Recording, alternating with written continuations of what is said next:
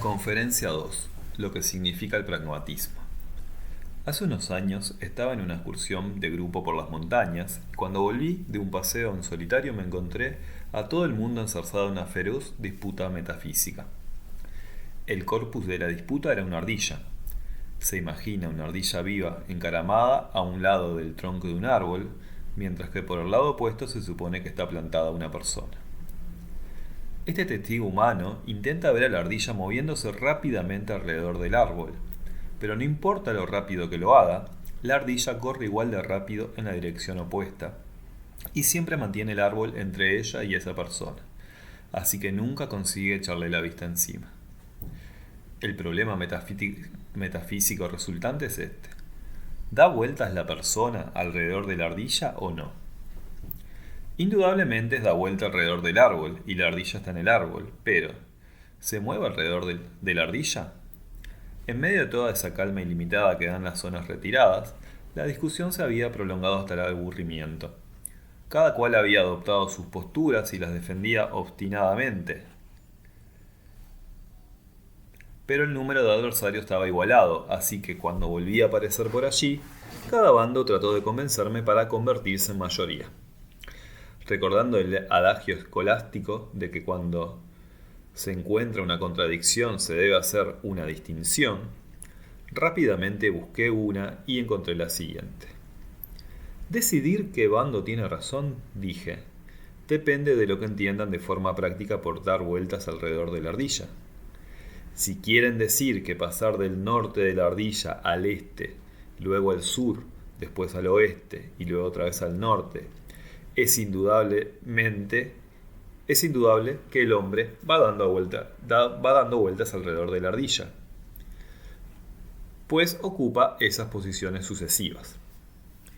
Pero si por el contrario se entiende como colocarse primero frente a ella, después a su derecha, luego detrás, después a su izquierda y finalmente otra vez enfrente, está bastante claro que el hombre no da vueltas a su alrededor, pues a causa de los movimientos compensatorios que hace la ardilla, siempre conserva su panza hacia el hombre y su espalda hacia afuera.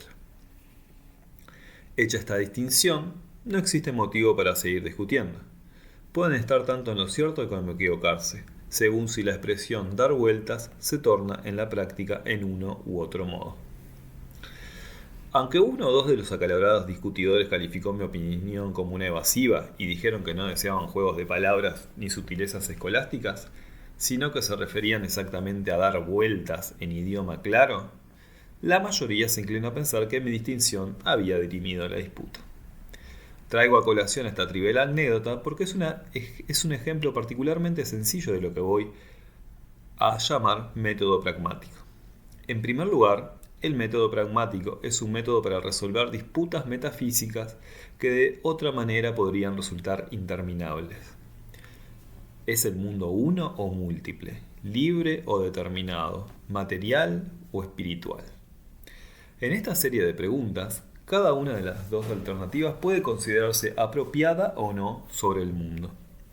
Desde luego, las disputas que suscitan no tienen fin, y en tales casos, el método pragmático trata de interpretar cada una de esas ideas señalando sus respectivas consecuencias prácticas. ¿Qué diferencia de orden práctico supondría para alguien el que fuera verdadera tal idea en vez de su contrario? Si no puede señalarse ninguna diferencia práctica, entonces las alternativas significan lo mismo de manera práctica y toda disputa es vana. Cuando una disputa es seria, debemos ser capaces de mostrar alguna diferencia práctica que tiene que seguirse si un lado o el otro está en lo cierto. Acá lo que vemos es un malestar en cuanto a una especulación que se torna bizantina y no logra llegar a ningún resultado.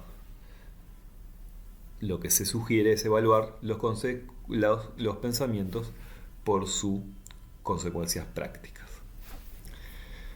Una ojeada a la historia de esta idea les mostrará todavía mejor lo que significa el pragmatismo. El término procede de la palabra griega pragma, que quiere decir acción, y de la que proceden nuestras palabras práctica y práctico.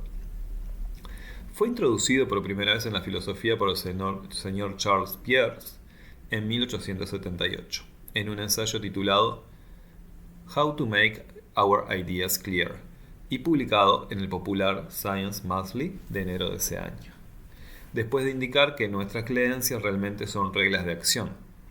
El señor Peirce afirmó que, para esclarecer el significado de un pensamiento, solo necesitamos determinar qué conducta es adecuada para producirlo.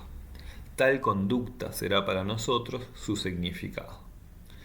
Y el hecho intangible que está en la raíz de todas nuestras distinciones intelectuales, por sutiles que sean, es que ninguna de estas es tan refinada como para no consistir sino en una posible diferencia en la práctica.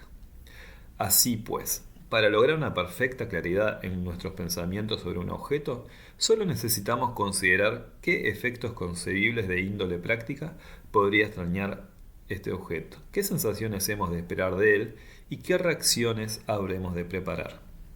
Nuestra concepción de estos efectos, inmediatos o remotos, es nuestra concepción total del objeto, si es que esa concepción tiene algún significado real.